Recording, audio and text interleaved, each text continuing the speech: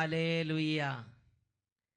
വിശുദ്ധ മർക്കോസിന്റെ സുവിശേഷം 1-ാം അധ്യായം 15-ാം തിരുലിഖിതം.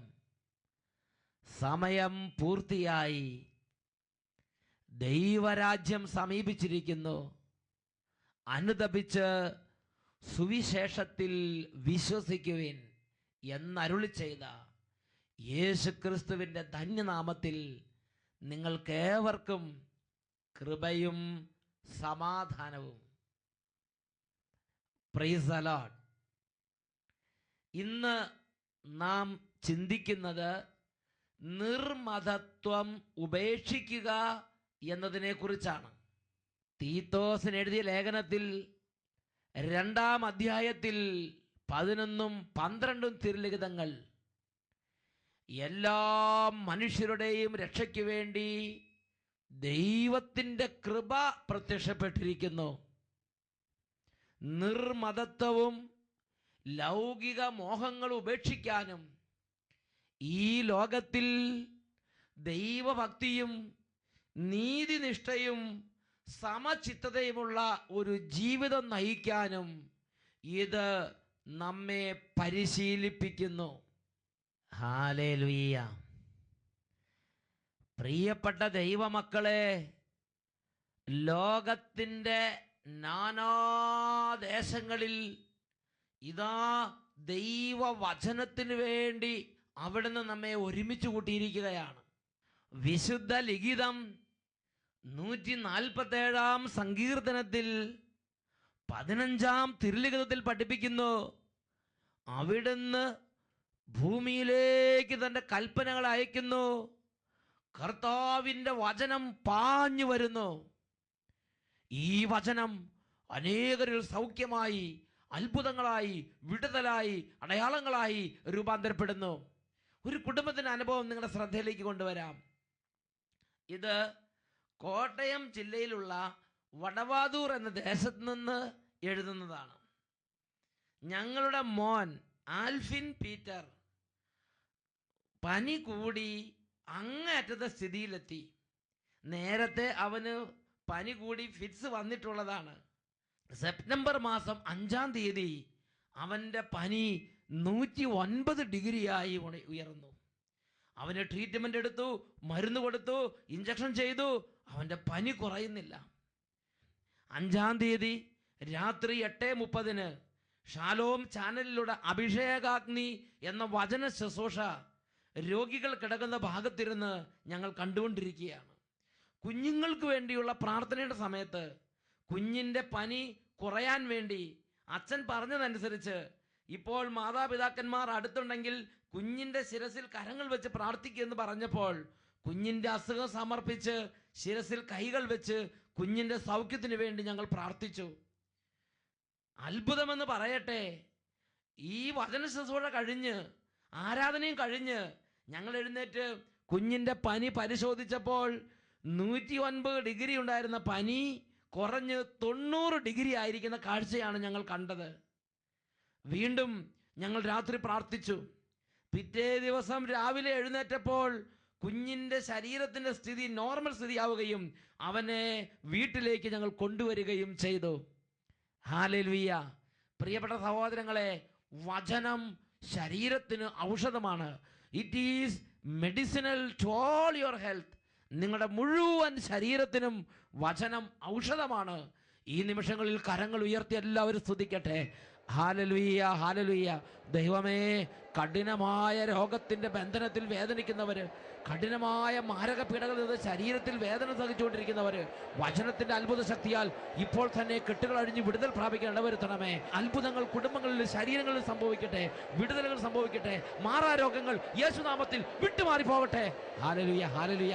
യേശുവേ ആരാധന, ആരാധന. Hallelujah, hallelujah.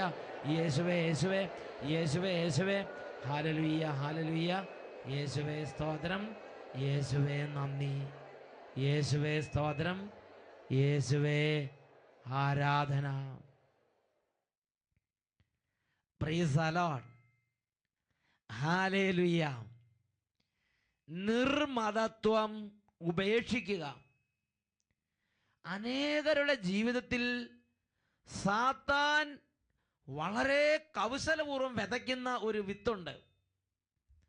ധ്യാനം കൂടി ദൈവവചനം കേട്ട് എല്ലാ കാര്യങ്ങളും ഹൃദയത്തിലേക്ക് അവർ സ്വീകരിക്കും. പക്ഷേ അവർ ഒറ്റയ്ക്കിരിക്കുമ്പോൾ, അല്ലെങ്കിൽ ധ്യാനം കഴിഞ്ഞ് 2 ദിവസം കഴിയുമ്പോൾ, ജീവിത ക്ലേശങ്ങൾ ഉണ്ടാകുമ്പോൾ അവർ ചിന്തിക്കുകയാണ്, ഇതൊക്കെ പാലിക്കാൻ ആരെ കൊണ്ട് പറ്റും? ഇതൊക്കെ മുഴുവനും നോക്കി ജീവിക്കാൻ ആരെ കൊണ്ട് പറ്റും? ധ്യാനം നല്ലതാണ്, വചനം നല്ലതാണ്, പ്രാർത്ഥന നല്ലതാണ്, ദൈവം എല്ലാം നല്ലതാണ്. പക്ഷേ ഞാൻ ഈ അല്പപ്രാണി, ഈ ഒരു ചെറിയവൻ, ഈ ഒരു നിസാരൻ, ഞാൻ നോക്കിയാൽ എന്താവും? ഞാൻ കൂട്ടിയാൽ കൂടുവോ? ഇത് വലിയ ലോകം, ഈ ലോകം മുഴുവൻ തിന്മ നിറഞ്ഞിരിക്കുന്നു, എല്ലാവരും പാപത്തിലേക്ക് കുതിക്കുന്നു, എല്ലാവരും ചതിയന്മാര്. അതിനിടെ ഞാൻ ഒരാൾ മാത്രം ദൈവവചനം അനുസരിച്ച് ദൈവത്തെ അന്വേഷിച്ച് അങ്ങനെ വിശുദ്ധി ജീവിക്കാൻ നോക്കിയാൽ നടക്കുവോ? ഇതൊന്നും നടക്കണ കാര്യമല്ല എന്ന് പറഞ്ഞിതാ കുളിച്ച പന്നി വീണ്ടും ചെളിയിലേക്ക് ചാടുന്നു. ഇതിനെക്കുറിച്ച് പ്രഭാഷകന്റെ ഗ്രന്ഥത്തിൽ വളരെ വേദനയോടെ ദൈവത്തിന്റെ ആത്മാവ് സംസാരിക്കുന്നുണ്ട്. പ്രഭാഷകന്റെ പുസ്തകത്തിൽ 16-ാം അധ്യായം 17 മുതലുള്ള തിരുലിഖിതങ്ങൾ. ഇങ്ങനെ നീ പറയരുത്, ഞാൻ കർത്താവിൽ നിന്ന് മറഞ്ഞിരിക്കും, ഉന്നതത്തിൽ ആരെന്നെ ഓർക്കും? അനേകം ആളുകളുടെ ഇടയിൽ ഞാൻ ഒരാൾ ശ്രദ്ധിക്കപ്പെടുകയില്ല. നിസ്സീമമായ ഈ സൃഷ്ടികളുടെ ഇടയിൽ ഞാൻ ആരാണ്? ഈ കൊടാനുകൂടി മനുഷ്യരുടെ ഇടയിൽ ഞാൻ ഒരുവൻ. ഞാൻ എന്താ? ഞാൻ ഒരു കുഞ്ഞു മനുഷ്യൻ. ഈ മൂലയിൽ ഒരു കുഞ്ഞു നുണ പറഞ്ഞാൽ അതിപ്പോൾ ആരെങ്കിലും അറിയാൻ പോകണം? അതൊക്കെ ദൈവത്തെ ബാധിക്കുമോ? അതൊക്കെ സ്വർഗം അറിയോ? ഇതൊക്കെ സീരിയസ് ആയിട്ട് എടുക്കേണ്ട കാര്യമുണ്ടോ? ഞാനിവിടെ ഇങ്ങറ്റത്ത് ഈ മൂലയിൽ ഈ ഈ ഈ ലോകത്തിൻ്റെ കോണിൽ, ഈ വീട്ടിൽ ഈ മൂലയിൽ ഇരുന്ന് ആരും കാണാതെ ഒരു ചെറിയ ഒരു കുശുമ്പ് ചിന്തിച്ച്, ഒരു വിരോധം ചിന്തിച്ച്, അല്ലെങ്കിൽ ഒരു അശുദ്ധി ചിന്തിച്ച്, അല്ലെങ്കിൽ ഒരു ദുഷ്ടത വിചാരിച്ച്, ഒരു ക്രൂരത ചിന്തിച്ച്, ഒരു വെറുപ്പ് ചിന്തിച്ച്, ഇതെല്ലാം ആരറിയാൻ പോണ്? ഇതൊന്നും ദൈവമൊന്നും കണക്കാക്കൊന്നുമില്ല. ദൈവം വലിയ ആള്, ലോകം മുഴുവനും വലിയ വിപുലമായ സംവിധാനം, അതിനിടയ്ക്ക് ഒരു കുഞ്ഞു മനുഷ്യൻ, ഞാൻ എന്താ? ഒന്നുമില്ല. അതുകൊണ്ട് ഞാൻ ഇവിടെ ഇങ്ങനെ ഇരിക്കുന്ന കാര്യമൊന്നും ദൈവം കാണുന്നുണ്ടായിരിക്കുകയില്ല. ചിന്തിക്കുകയാണ് പലരും.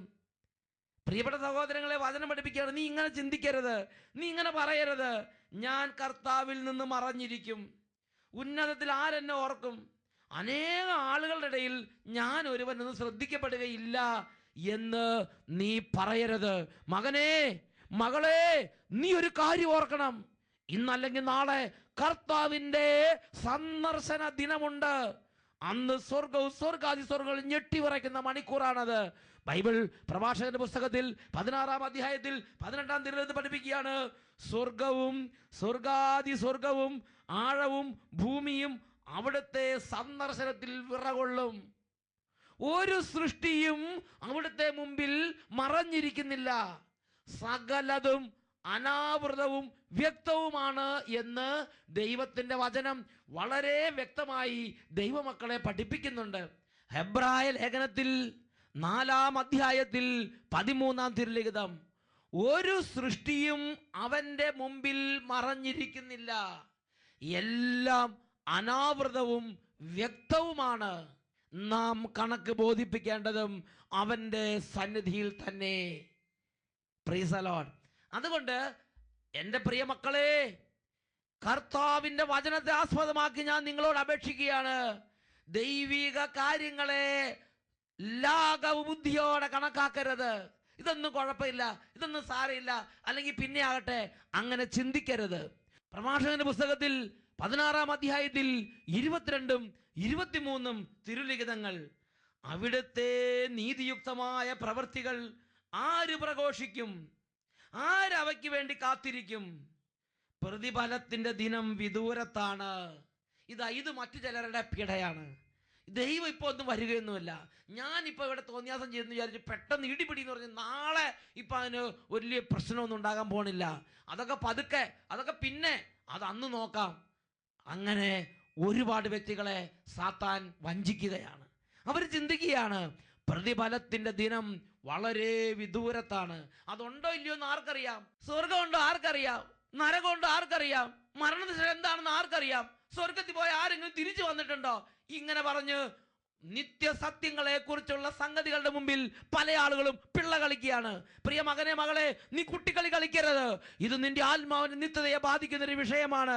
പ്രഭാഷകന്റെ പുസ്തകത്തിൽ 16-ാം അധ്യായത്തിൽ 23-ാം തിരുലിഖിതത്തിൽ പഠിപ്പിക്കുകയാണ്, ഇങ്ങനെയാണ് വിവേകശൂന്യൻ വിചാരിക്കുന്നത്, ബുദ്ധിശൂന്യൻ മൂഢമായി ചിന്തിച്ചുകൊണ്ടേയിരിക്കുന്നു. ഈ ചിന്ത മൂഢചിന്തയാണ്. ഈ ചിന്ത വിവേകരഹിതമായ ചിന്തയാണ്. പ്രഭാഷകന്റെ പുസ്തകത്തിൽ 16-ാം അധ്യായത്തിൽ 19-ഉം 20-ഉം തിരുലിഖിതങ്ങൾ, അവിടുത്തെ നോട്ടത്തിൽ പർവ്വതങ്ങളും ഭൂമിയുടെ അടിസ്ഥാനങ്ങളും കുലുങ്ങും. ഇതേപ്പറ്റി ആരും ധ്യാനിക്കുന്നില്ല.